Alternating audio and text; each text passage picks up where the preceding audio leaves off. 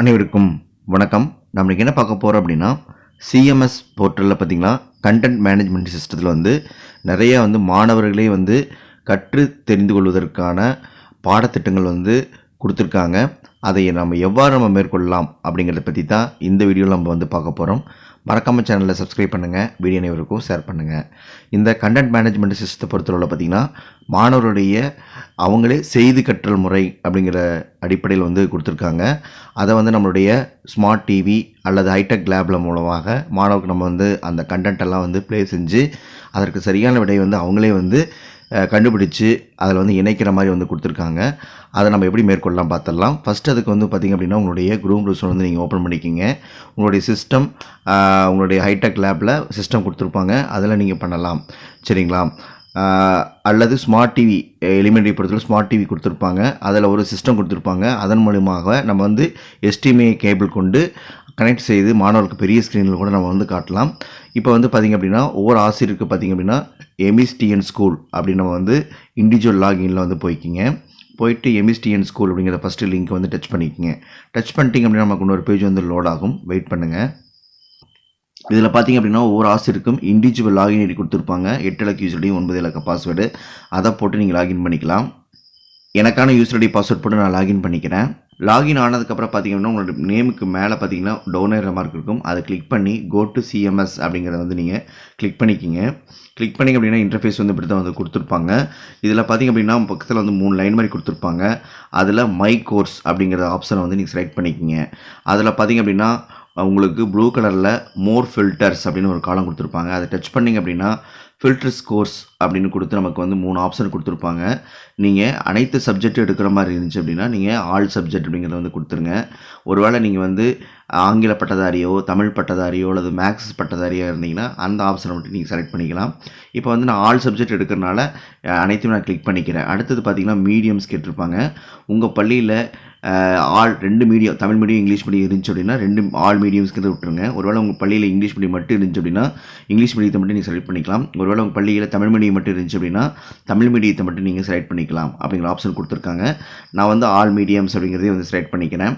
அடுத்தது பார்த்திங்க அப்படின்னா ஆல் கிளாஸஸ் கொடுத்துருப்பாங்க. நம்ம கிளாஸ் வைஸாகவும் நம்ம எடுத்துக்கலாம். 1வது முதல் கிட்டத்தட்ட பார்த்திங்கன்னா +2 வரைக்கும் கொடுத்துருக்காங்க. இதில் நம்ம எந்த வகுப்பு எடுக்கணுமோ அந்த வகுப்பு தேர்ந்தெடுத்துக்கலாம். நான் உதாரணத்துக்கு பார்த்திங்க அப்படின்னா ஆல் கிளாஸஸே நான் தேர்ந்தெடுத்துக்கிறேன். தேர்ந்தெடுத்துட்டு நமக்கான கண்டென்ட் இடத்துல நம்ம இதில் காட்டியிருப்பாங்க.